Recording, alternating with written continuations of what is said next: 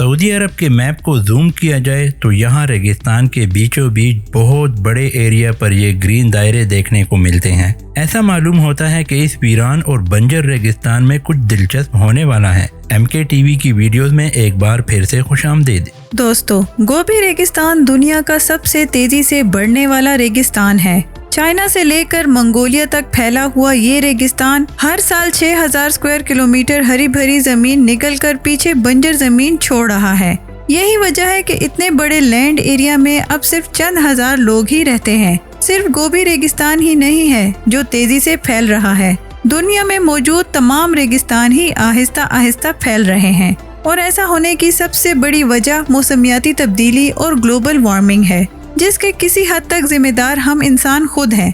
दरख्तों को अपने मकसद के लिए काटना और धड़ाधड़ इंडस्ट्रीज लगाकर माहौल को खराब करना, ये इंसान की बनाई हुई ऐसी तबाही है जिसको डिजर्टिफिकेशन कहा जाता है। माहिरीन का मानना है कि डिजर्टिफिकेशन इतनी तेजी से फैल रही है कि 2050 तक जमीन का 25% लैंड बंजर और नाकारा जमीन में तब्दील हो जाएगा और साल 2100 तक हैरत अंगेज तौर पर 50% तक। सूरत हाल इतनी खौफनाक भी नहीं है। इस सूरत हाल को सऊदी अरब ने जिस तरीके से संभाला है, वाकई इसका कोई जवाब नहीं है। 1938 से पहले सऊदी अरब के साथ साथ तमाम अरब ममालिक इतने अच्छे नहीं हुआ करते थे, लेकिन इसके बाद जब यहाँ से तेल निकला और ग्लोबली ऑयल की डिमांड बढ़ती चली गई तो साथ साथ इनके बैंक बैलेंस में भी इजाफा होता गया। कई सालों तक तो इसी पैसे पर अय्याशियाँ चलती रहीं। बड़े महल्लात, इजाफी ऐशो आराम की तर्ज जिंदगी और पैसा इतना कि इनके पास गिनने का टाइम भी नहीं था। ये सब कुछ ऑयल से मिलने वाले पैसों का नतीजा था। ऑयल भी इतना जो ख़त्म होने का नाम ही नहीं ले रहा था। सऊदी अरब के पास आज भी इतने तेल के ज़खायर हैं कि अगर वो दुनिया में एक्सपोर्ट ना करे तो अगले 221 सालों तक अपनी कंजम्पशन पूरी कर सकता है। लेकिन वो ऑयल ही तो है जिसको एक्सपोर्ट करके सऊदी आज इस मकाम पर खड़ा है। ऑयल एक्सपोर्ट करना सऊदी अरब की मजबूरी है और ये बात देर से ही सही पर सऊदी अरब के लीडर्स को समझ आ ही गई। कई सालों तक सऊदी अरब को किसी चीज की भी कमी महसूस नहीं होती थी। इनके पास कुव्वत खरीद इतनी ज्यादा है कि जरूरियात की तमाम चीजें वो आसानी से इंपोर्ट कर लिया करते थे, जैसा कि खाना, फल, सब्जियां और पानी वगैरह। जी हाँ, सऊदी अरब के पास तेल तो बहुत है लेकिन पीने का पानी नहीं है। पिछले कई सालों से लेकर आज तक यहाँ पीने का पानी फ्रांस, इटली, कुवैत और यूनाइटेड किंगडम से इंपोर्ट किया जाता है। इसकी सबसे बड़ी वजह और कुछ नहीं बल्कि डिजर्टिफिकेशन ही है। और तो और ये दुनिया के उन ममालिक में शुमार होता है जहाँ सबसे कम बारिश होती है। सऊदी अरब में सालाना सिर्फ और सिर्फ 4 इंच बारिश पड़ती है और वो भी यहाँ के मगरबी पहाड़ों पे, जहाँ से पानी बहता हुआ सीधा रेड सी में जाकर जाया हो जाता है। अपने आप को ऑयल और इम्पोर्टेड खानों के इन्हिसार से निकालने के लिए 1970 की दिहाई में सऊदी अरब ने फैसला किया कि वो कुछ भी करके अपने ज़राअत के शोबे को बेहतर करेंगे ताकि मुल्क के पास कम से कम इतने हवाले जात हों कि वो अपनी खुद की ज़रूरियात पूरी कर सकें। आज अगर सैटेलाइट मैप पे देखा जाए तो सऊदी अरब में लाखों एकड़ बंजर रेगिस्तान को आहिस्ता आहिस्ता ग्रीन दायरों में तब्दील किया जा रहा है। ये दायरे कुछ और नहीं बल्कि ज़री ज़मीन है जिसको सेंटर पायलट इरिगेशन के जरिए पानी दिया जाता है। इसमें स्पेशली डिजाइन स्प्रिंकलर्स के जरिए फार्म को इतना पानी दिया जाता है जितनी जरूरत होती है। बीच में लगा बहुत बड़ा पाइप पहियों की मदद से अपने मुकर्रर रास्तों पर चलता जाता है, जिसकी वजह से इन फार्म्स की शक्ल गोल होती है। वादी दवासीर में बना ये farm land total 5000 square kilometre के एरिया पर फैला हुआ है, जो हर गुजरते साल बढ़ता ही जा रहा है। इसमें छोटे छोटे हजारों ग्रीन नुक्ते जो हमें दिख रहे हैं, ये 1 किलोमीटर डायामीटर जितने बड़े फार्म्स हैं, यानी करीब एक दायरा 100 एकड़ जितना बड़ा है। फेरो इरिगेशन, जिसको फ्लड इरिगेशन भी कहा जाता है, इसमें ज्यादातर पानी जमीन जज़्ब कर लेती है और काफी एवेपोरेट भी हो जाता है। सेंटर पायलट इरिगेशन में सिर्फ इतना ही पानी दिया जाता है जितनी फसल को जरूरत होती है। यही वजह है कि इसमें 90% पानी की बचत की जाती है।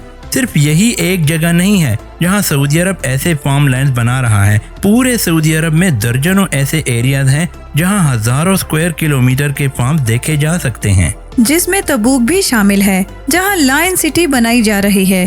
पर सवाल ये है कि इन फार्म्स को बनाने के लिए सऊदी के पास इतना पानी आता कहां से है। जबकि यहाँ तो कोई मुस्तकिल दरिया भी नहीं। 1970 की दहाई में लीबिया के बाद सऊदी ने भी सहरा के नीचे पानी ढूंढना शुरू किया था। इनको इतना ज्यादा तो नहीं, लेकिन 480 क्यूबिक किलोमीटर पानी मिला था। 1970 से लेकर आज तक सऊदी में जितनी भी फार्मिंग हुई है, इसके लिए इन ज़ेरे ज़मीन कुएं के पंपों के जरिए 21 क्यूबिक किलोमीटर पानी निकाला जा चुका है।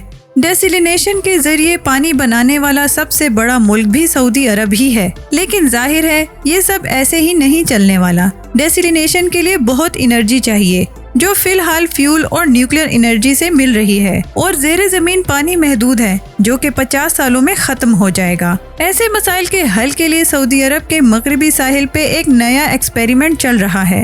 इन पहाड़ों में सालाना बारिश तो पड़ती है, लेकिन ये पानी बहकर रेड सी में चला जाता है। यहाँ पर अलबायदा प्रोजेक्ट के नाम से एक नया एक्सपेरिमेंट किया जा रहा है।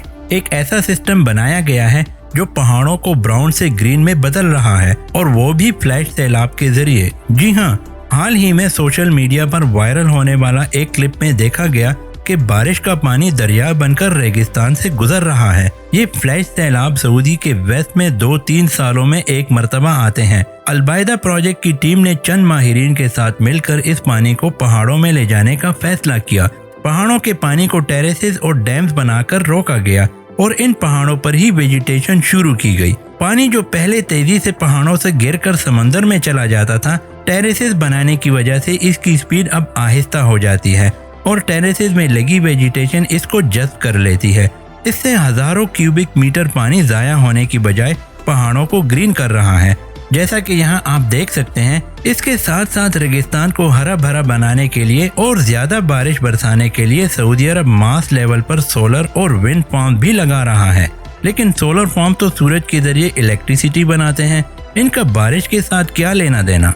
माहिरीन का मानना है कि रेगिस्तान में सोलर फार्म्स लगाने से इलेक्ट्रिसिटी तो बनती ही है, पर सूरज की शुआएं सोलर पैनल से रिफ्लेक्ट होकर एटमॉस्फेयर को गर्म करती हैं। एटमॉस्फेयर में मौजूद वाटर वेपर्स गर्माइश की वजह से ऊपर जाते हैं और ठंडी हवा से टकराते हैं, जिससे बारिश बढ़ने का चांस बढ़ जाता है। इसी तरीके से विंड टरबाइन्स भी हवा को ऊपर की तरफ ले जाते हैं। इस तरीके से ज्यादा तो नहीं, लेकिन सालाना 5 सेंटीमीटर ज्यादा बारिश पड़ने के चांस होंगे। जो इलाके बिल्कुल बंजर पड़े हैं, वहाँ कम से कम जंगली झाड़ियाँ पैदा हो जाएंगी, जिससे डेजर्टिफिकेशन को रोका जा सकता है। उम्मीद है MKTV की ये वीडियो भी आप लोग भरपूर लाइक और शेयर करेंगे। आज के लिए इतना ही दोस्तों। नेक्स्ट वीडियो तक के लिए अल्लाह हाफिज।